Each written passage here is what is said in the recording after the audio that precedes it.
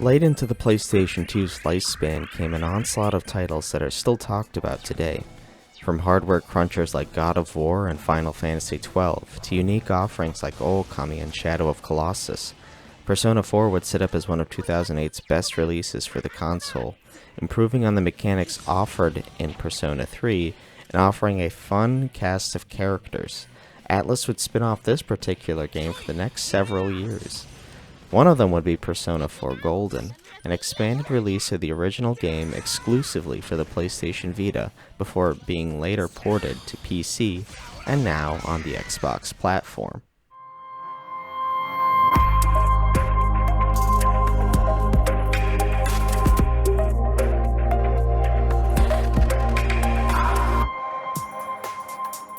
Additions to Persona 4 Golden, like Persona 5 Royale, come bundled into the main game and include alterations to the story, a new character and dungeon, gameplay balance changes, and a lot more.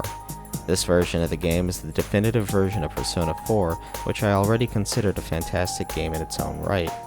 Starting off the game, you come to the town of Inaba to live with your uncle for a year, and not the best of times either.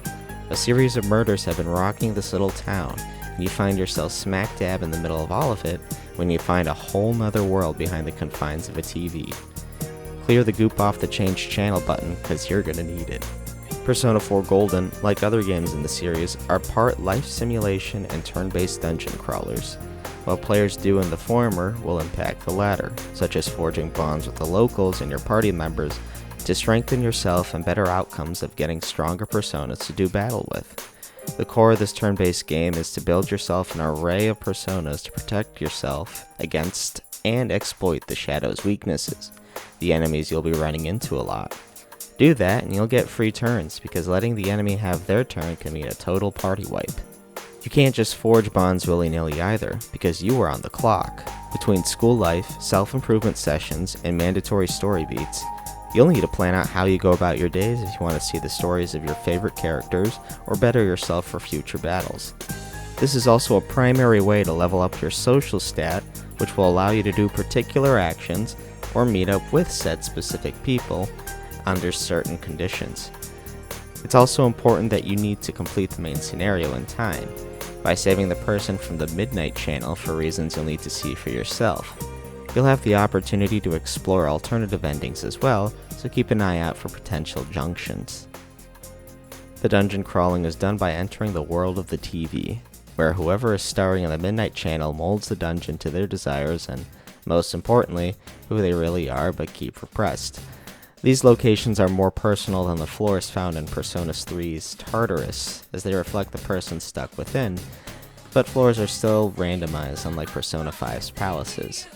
Battles take place once you've caught up with an enemy, or if they've caught you, and rewards can yield you plenty of valuable assets through shuffle time. I definitely prefer Persona 4's implementation over Persona 3's, as you can select a handful of cards as opposed to timing a button press for one. Oh, and in these dungeons, you can also call for help with the SOS function. I've tried to use it, but I'm not sure what it does, and frankly speaking, you'll never need it. The game isn't difficult, and custom difficulty is supported, and can be changed whenever you like. But as long as you keep fusing personas you collect, you'll be alright. Heck, you'll be right at home if you enjoy monster/demon collection games.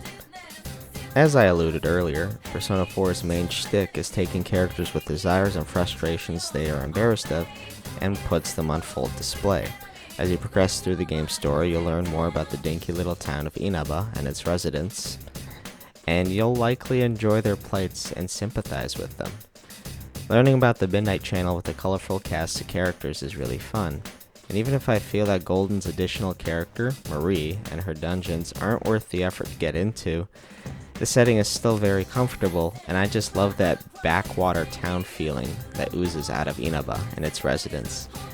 And although I wasn't impacted by the narrative as much as I was by Persona 3's, it's still an enjoyable romp within the context of its world. Over the years, I've had folks tell me that this game has added more bloat to the original, but I disagree. I feel the content is justified, and you'll end up clocking in well over 50 plus hours anyway.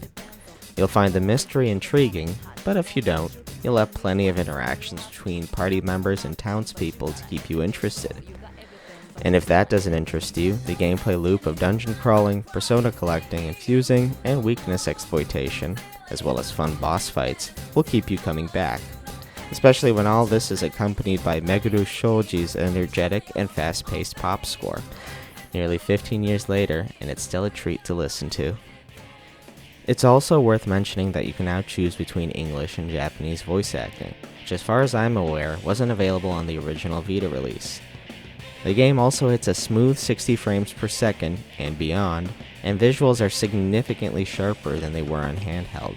This is the best way to play one of ATLUS's best games, and play anywhere will ensure smooth save transitions between Xbox and PC. For $20 whole, this game is simply a fantastic deal, and one I can easily recommend to any Xbox player, JRPG fan or not. It's launching on Game Pass too, so frankly speaking, there's no excuse. After all these years, the game still holds up. Hold the lattes for a few days and pick up Persona 4 Golden. You won't regret it.